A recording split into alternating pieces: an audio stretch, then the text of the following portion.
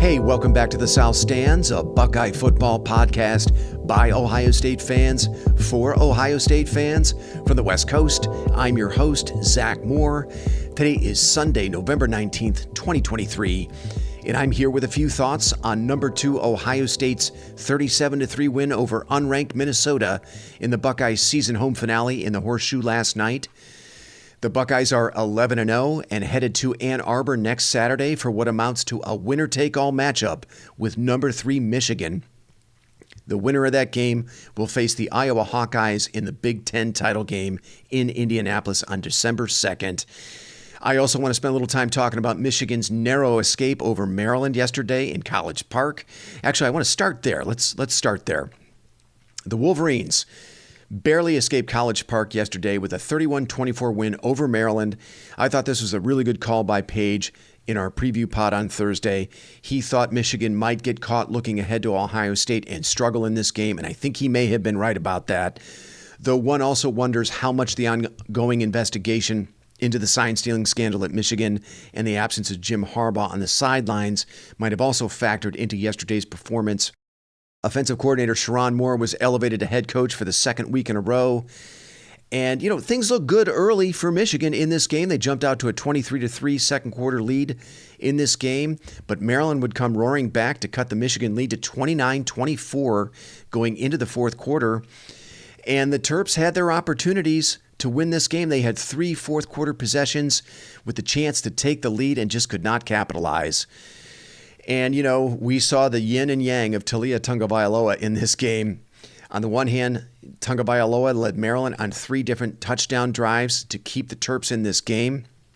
Then on the other, he had a fumble that was returned for a touchdown. He threw 2 interceptions, and he committed the cardinal sin of an intentional grounding in his own end zone with 3:38 to play that effectively ended the game. Tagovailoa is going to finish his career with pretty much every meaningful school passing record at Maryland. But his catastrophic mistakes in just about every big game he played during his 4 seasons with the Terps are also career-defining. And look, they were the difference against Michigan yesterday.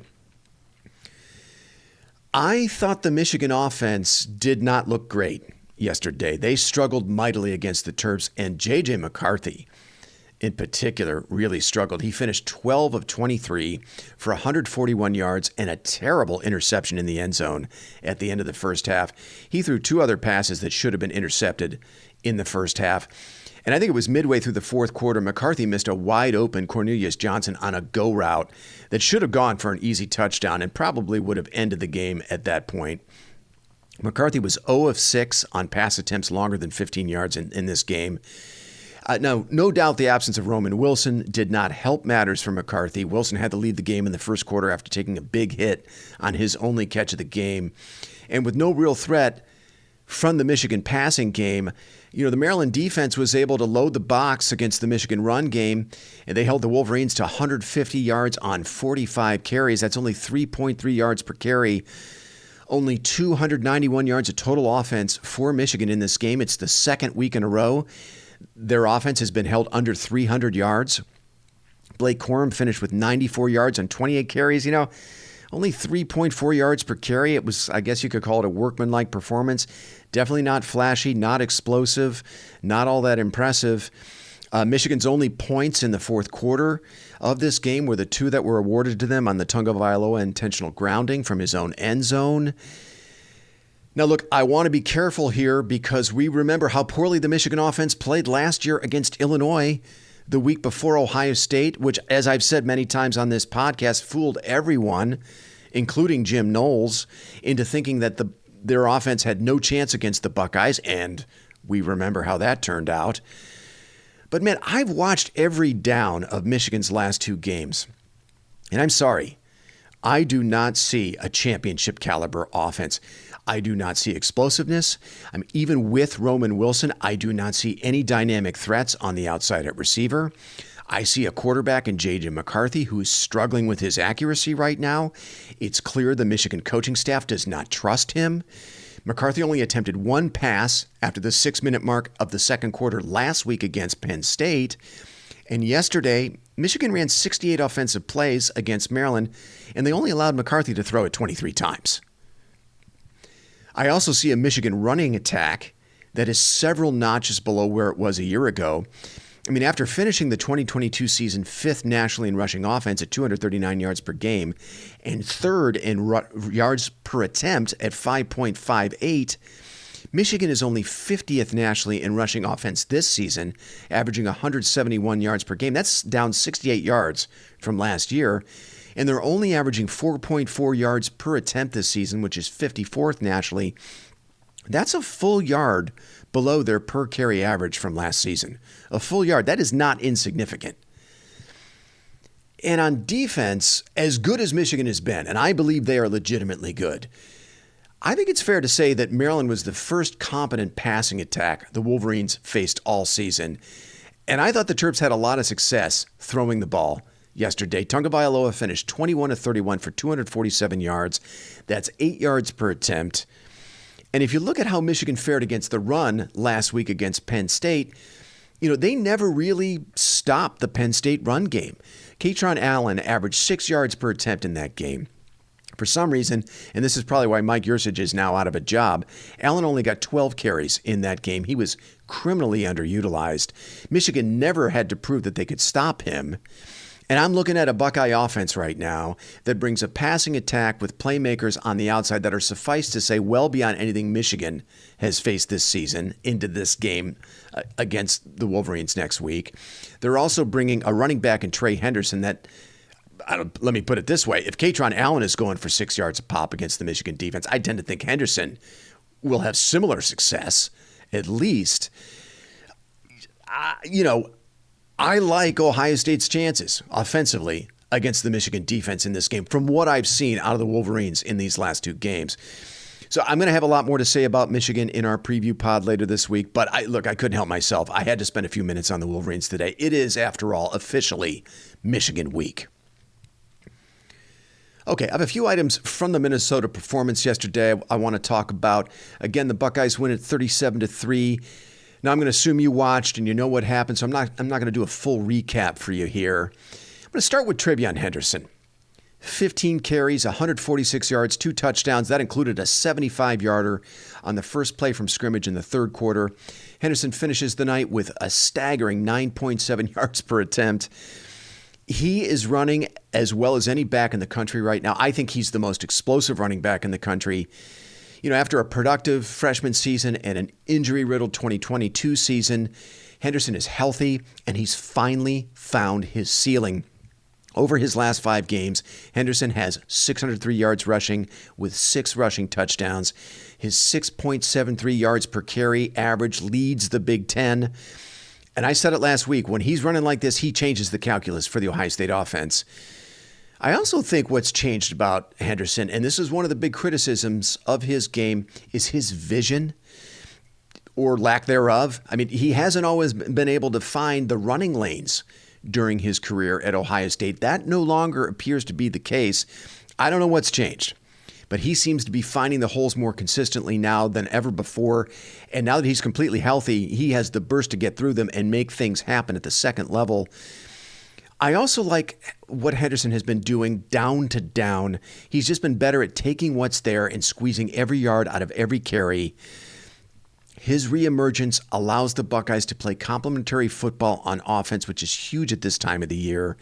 And I think he forces opposing defensive coordinators to have to pick their poison. If you want to bring your safeties up to try to take Henderson away in the run game, well, then you better hope your corners can hold up in one-on-one coverage against Marvin Harrison Jr. and Emeka Egbuka. I also said in our preview pod that I wanted to see the coaching staff be more intentional about getting Emeka Egbuka involved against Minnesota. Mission accomplished. 5 receptions on 8 targets for 83 yards receiving for Egbuka. Egbuka got at least 1 carry on a jet sweep that I remember, and that went for a first down, though I don't see that in the box score for some reason. I've been saying it for the last couple of weeks. Egbuka is the last piece that needs to fall into place for this offense coming off that ankle injury. When healthy, he is the best slot receiver in the country. And if Ohio State wants to reach their goals this season, Egbuka has to play a big role in this offense. It was great to see him doing his thing last night. It was far and away the best he has looked since coming back from that ankle injury.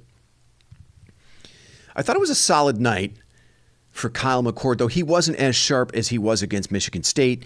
20 of 30 for 212 yards, 2 touchdown passes, and about 3/4 of work. McCord threw a 1-yard touchdown pass to Cade Stover with 13:43 to play, and then his night was done. There was a little red zone wonkiness in the first half for the Ohio State offense that you could see really frustrated Ryan Day. For example, Ohio State had a 1st and goal from the Minnesota 6-yard line with 9:15 to play in the second quarter and couldn't punch it in. They had to settle for a 26-yard field goal from Jaden Fielding to make it 13-0. McCord missed a couple of throws in the red zone on that series, one to Cade Stover and then another to Emeka Egbuka that had Ryan Day barking at him when McCord went to the sidelines. It's been a few weeks since we've seen that kind of red zone wonkiness. And obviously not the best time for something like that to resurface with Michigan looming. At the same time, I don't want to say it's a trend either, but look, you've got the Michigan defense very stingy in the red zone. They've only allowed 6 red zone touchdowns this season, which leads the country.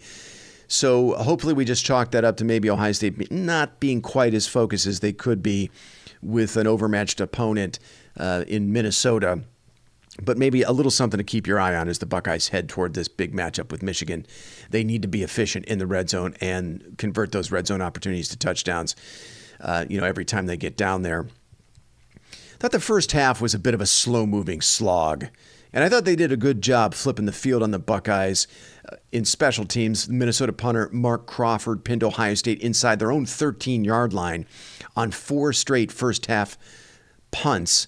And that, that kind of slowed the Ohio State offense down just a little bit. Now, Ohio State narrowly averted a total disaster right before the half when Kyle McCord was sacked and he was folded back on his injured ankle. This was on the final play of the second quarter. McCord took the sack at his own 12-yard line. He was very lucky to hold onto the ball, and he came up limping after the play. Calling a pass play there was probably the worst decision Ryan Day has made all season. It was reminiscent of some of the head scratchers Day has made earlier in his career. So the Buckeyes were very lucky in that situation, only up 13-0 not to give up a cheap score there and also not to lose their starting quarterback to an injury before the Michigan game. But the Buckeyes finished the night with 434 yards of offense, 219 through the air, 215 on the ground, very balanced. Again, they pulled their starting offense after 3 quarters. Could have been a lot worse if they wanted to make it worse on the Minnesota defense. All the key starters on the bench by the start of the fourth quarter. You win, you cover, you get a key cog in Emeka Egbuka, some touches to help him get his rhythm back. Mission accomplished, and now all the focus can be on Michigan for the Buckeyes. Now, looking over at the defense, it was a huge night for defensive end Jack Sawyer. 3.5 tackles for loss and a strip sack on Ethan Kaliakmanis early in the third quarter. And this was after Travion Henderson had just scored on a 75-yard touchdown run on the first play of the third quarter. On the very next play from scrimmage, Sawyer strips Kaliakmanis. The ball is scooped up by JT Tuimoloau and returned to the Minnesota 6-yard line. 3 plays later, Kyle McCord hits Marvin Harrison Jr. for a 4-yard touchdown pass. The Buckeyes scored 2 touchdowns in the first 55 seconds of the third quarter to turn the lights out on Minnesota, and Jack Sawyer was right in the middle of that flurry. After a lost 2022 season on a failed experiment at the jack position, Sawyer was moved back to his natural position at defensive end for this season. Now, it took him a while to get comfortable in that role, but the light has appeared to have gone on for Jack Sawyer, probably around late October. He's starting to reach his ceiling, which is very exciting for this defense. If you look at his PFF grades, there was a noticeable spike in Sawyer's grades since Wisconsin. Against the Badgers, Sawyer finished with an overall grade of 81.5. Against Rutgers, it was 80.4. Last week against Michigan State, it was 75.2. And then last night against Minnesota, Sawyer finished with a team-high grade of 91.4. Sawyer was Ohio State's leading tackler last night. He also led the defense in quarterback pressures with 5. He was also very good against the run, as he has been all year, finishing with a rush defense grade of 76.8. Through 11 games, Jack Sawyer is Ohio State's highest graded defender with a grade of 88.9. Jim Knowles has to be absolutely thrilled with what he is seeing from Jack Sawyer over the last month. It was another big night for slot corner Jordan Hancock. Here's another player whose development over the last 6 weeks has to be thrilling for Jim Knowles. Hancock finished as Ohio State's second highest graded defender according to PFF with a grade of 82. And he finished with the defense's highest grade for coverage of 87.5. Hancock came up with his second interception of the season in the third quarter, picking off Ethan Kalikmanis and returning the ball 40 yards to the Minnesota 14-yard line. Hancock has been a revelation this season. He is playing basically the same role for this defense that Shaun Wade played so well for the Buckeyes back in 2019, but I think he's doing it even better. And, hey, look, are we so sure that Jordan Hancock isn't Ohio State's best corner? I mean, don't get me wrong. Denzel Burke has been great. And if teams aren't even throwing your way, that makes a great case for Burke as being the Ohio State's top corner. That says a lot, obviously. But Hancock is at the very least a close second as Ohio State's top corner. I also love how Hancock is a very willing tackler against the run. We've seen him come off the edge and cut down ball carriers in the backfield. So you have to absolutely love what you're seeing out of Jordan Hancock. He was big for the Buckeyes again last night. Finally, with Tommy Eichenberg sitting out last night, I thought Cody Simon was a presence and played well. Simon finished with his best overall PFF grade of the season with a grade of 78.9. His grade of 78 against the run was the highest of the starting defense, and he finished with an excellent grade for tackling of 77.4. By the way, it was a great night of tackling for the Buckeye defense. Only 2 missed tackles all night. That was a season low for the Silver Bullets. Now, Ryan Day said in the postgame that Tommy Eichenberg wanted to play and could have played, but he was held out as a precaution to have him ready for Michigan. I think Day said it was a fist fight with Eichenberg to convince him that sitting out last night was the best thing for him. And he was right. The Buckeyes would not need Eichenberg in this game. They hold Minnesota to only 159 yards of total offense, with 7 tackles for loss, 2 quarterback sacks, and 2 turnovers. So as we look to next Saturday's colossal number 2 versus number 3 winner-take-all matchup, probably the most anticipated Ohio State-Michigan game since 2006, the Buckeyes, since Trey Henderson's return and now with Emeka Egbuka starting to look like himself again, are looking more and more like a complete football team. They're playing complementary football on offense. The defense has been smothering. We're starting to see players like Jack Sawyer, Jordan Hancock, Sonny Styles, and now Cody Simon emerge as major contributors. We've seen a crescendo since the Penn State game with this team as it moves towards its peak. Now, I might end up eating these words, but this team seems to be in a much, much better place than it was a year ago at this time. And I can't imagine feeling any better about Ohio State's chances next week against Michigan as I do right now. Okay, that's going to do it for me. Look for a preview of the Michigan game. I'm guessing probably Tuesday or Wednesday since Thursday's Thanksgiving. Until then, thanks so much for listening, and go Bucks.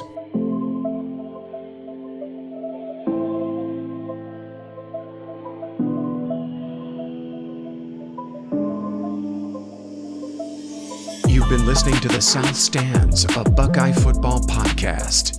You can follow us on Twitter, Instagram, and Facebook, and visit our website at southstandsosu.com.